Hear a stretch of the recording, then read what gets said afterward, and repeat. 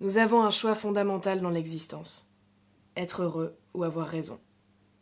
Marshall Rosenberg.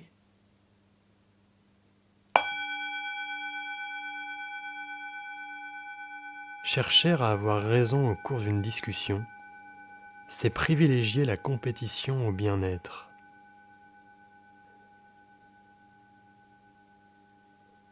D'ailleurs, nous pouvons aisément nous en rendre compte. Lorsque nous défendons un point de vue contre celui de quelqu'un d'autre, l'échange se termine rarement par une phrase du type « Tu as raison ».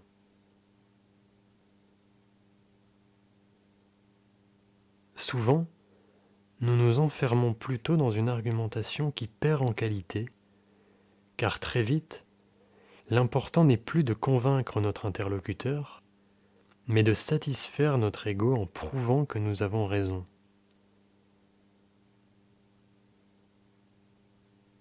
Si nous perdons le débat, nous souffrons, car notre ego accepte difficilement la défaite.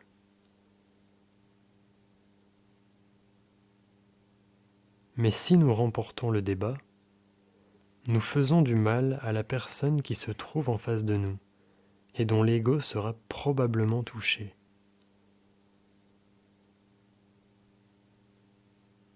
Dans ces conditions, tâchons plutôt d'échanger avec bienveillance.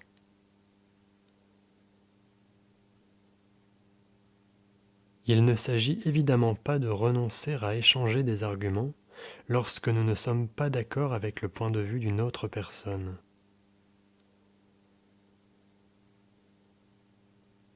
Quand ce type de situation se présente, débattons sincèrement. Mais ne sacrifions pas notre bien-être et celui de notre interlocuteur en vue de gonfler notre ego. Cela ne vaut vraiment pas le coup.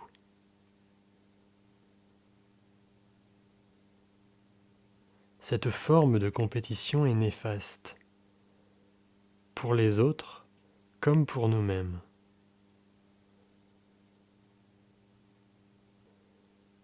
Lorsque nous sentons que nous entrons dans ce genre de débat et qu'un sentiment d'agacement se manifeste, restons dans l'instant présent et dans la discussion, mais prenons également conscience de notre souffle et du va-et-vient de notre respiration.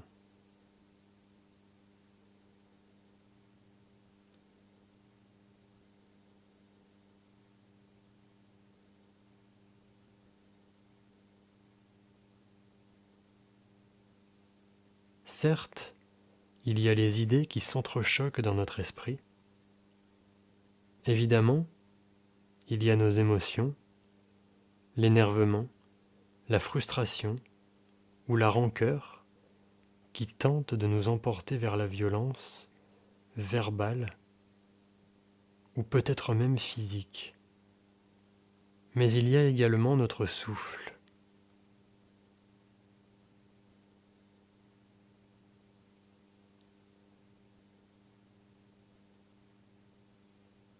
Notre corps,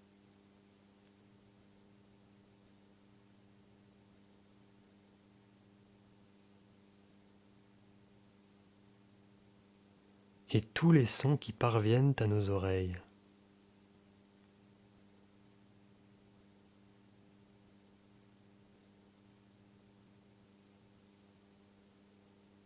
Prenons conscience que la personne qui se trouve en face de nous n'est qu'un être humain qui, comme nous, a probablement déjà beaucoup souffert.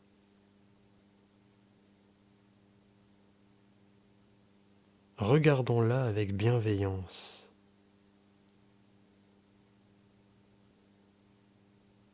Cela vaut-il vraiment le coup de lui montrer qu'elle a tort et que nous avons raison ?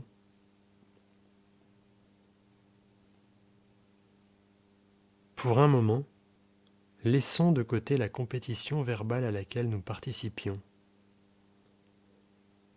Et rappelons-nous cette pensée du philosophe Albert Jacquard.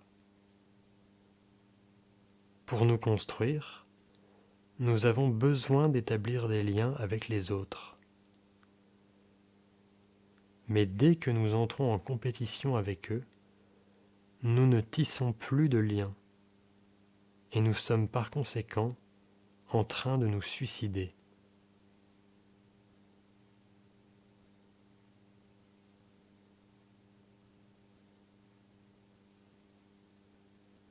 Les pires acteurs de l'histoire n'avaient qu'un seul but en conquérant le monde au prix de guerres provoquant des millions de morts: satisfaire leur ego.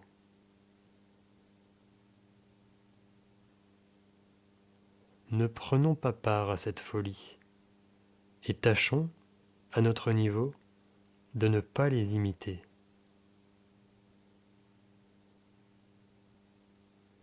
Que ce soit au cours d'un échange verbal, d'une rencontre sportive, d'une partie de jeu de société ou d'un tout autre événement suscitant une forme de concurrence, ne laissons pas la compétition primer sur notre capacité à aimer les autres et à tisser des liens avec eux.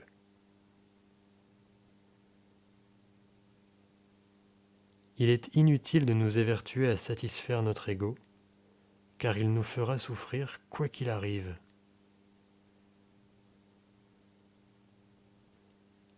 Le bouddhisme repère d'ailleurs 4 sources de désirs égoïstes qui contribuent à nous éloigner du bonheur: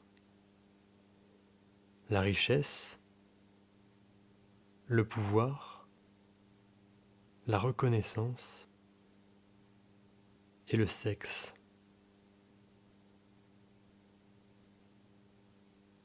Profitons de cette méditation pour essayer de déterminer quelle source est la plus vive en nous.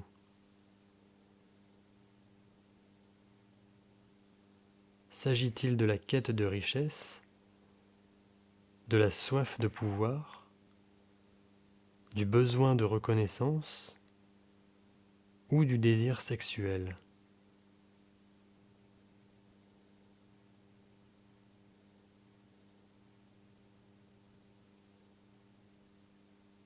Prenons maintenant conscience de ce qui se passe en nous lorsque nous parvenons à satisfaire momentanément cette envie égoïste.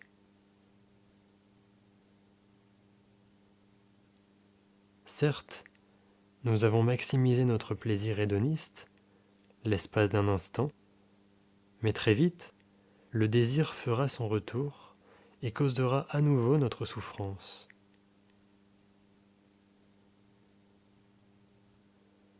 C'est ce que vive le joueur de poker qui veut gagner plus d'argent qu'il n'en a déjà, l'empereur qui veut conquérir plus de territoire, l'artiste qui veut que son talent soit reconnu par le monde entier, et la personne qui n'a de cesse de trouver des partenaires sexuels pour assouvir ses fantasmes.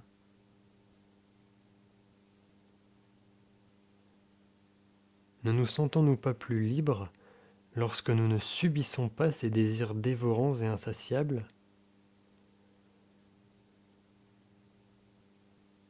Cependant, quand l'un d'eux émerge en nous, ne cherchons pas pour autant à le rejeter.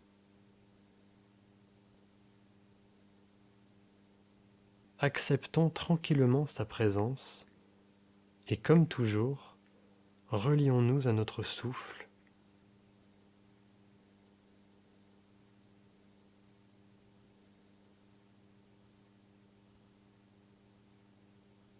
à notre corps,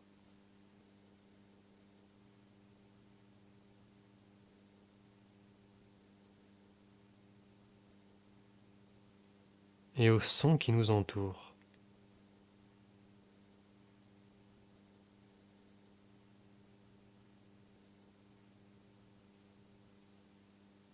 Puis, dans un second temps, décidons de répondre ou non à son appel.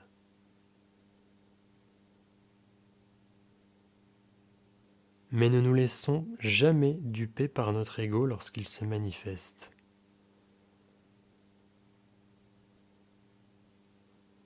Essayons plutôt de rester humbles et de ne pas obéir à ses exigences tyranniques et destructrices. Il serait en effet regrettable de sacrifier notre bienveillance sur l'autel de nos émotions et de nos désirs ponctuels.